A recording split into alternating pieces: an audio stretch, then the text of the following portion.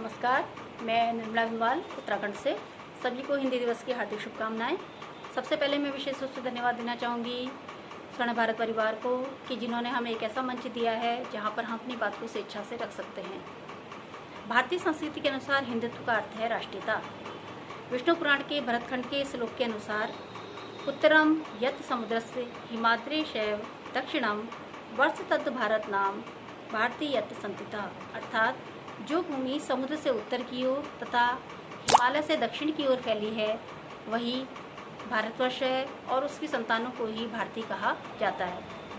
हम सब भारतीयों की मातृभाषा है हिंदी। 14 सितंबर 1949 ईस्वी को संविधान ने हिंदी को राजभाषा का दर्जा दिया था। तभी से प्रत्येक वर्ष 14 सितंबर हम हिंदी दिवस के रूप में मनाते हैं और सितंबर माह हिंदी पखवाड़े के रूप में मनाया जाता है। 1917 में गांधी जी ने हिंदी को राष्ट्रभाषा बनाने की बात कही थी, लेकिन विडंबना देखिए कि आज़ादी के इतने वर्ष बीत चुके हैं तब भी हम हिंदी को राष्ट्रभाषा का दर्जा देने में पूर्ण रूप से असमर्थ हैं। हिंदी केवल एक राजभाषा ही बनकर रह गई है। ये एक सोचनीय विचारणीय प्रश्न है कि आखिर हम अब तक हिंदी को राष्ट्रभाषा बनाने में पूर्ण रूप से असमर्थ क्यों रहे। हिंदी को आगे बढ़ाने की बात कहें तो जो हमारे इंटरमीडिएट के विद्यालय हैं, हिंदी माध्यम के विद्यालयों की बात कहें तो वहाँ पर हिंदी अनिवार्य विषय के रूप में पढ़ाया जाता है। लेकिन जो हमारे अंग्रेजी माध्यम के विद्यालय हैं वहाँ पर हाई स्कूल के बाद हिंदी एक वैकल्पिक विषय के रूप में पढ़ाया जाता है। तो सबसे पहले जो हमारे अंग्रेजी माध्यम के विद्यालय हैं वहाँ पर भी हिंदी को अनिवार्य विषय के रूप में पढ़ाया जाना आवश्यक है।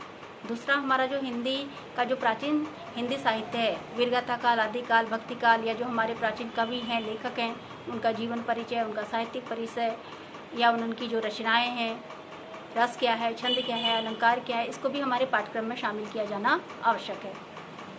क्योंकि हमारा छात्र जानता ही नहीं है कि हिंदी साहित्य का इतिहास क्या है, रस क्या होते हैं, छंद क्या हैं।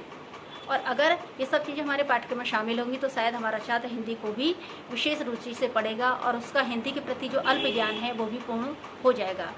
कहा जाता है कि घर से हुई जीत की शुरुआत। तो सबसे पहले हमें हिंदी को आगे बढ़ाने के लिए अपने घर से ही शुरुआत करनी पड़ेगी। चूँकि हम हिंदुस्तानी हैं तो हमें हिंदी बोलने में शर्म नहीं बल्कि फ़ख्र महसूस होना चाहिए। धन्यवाद।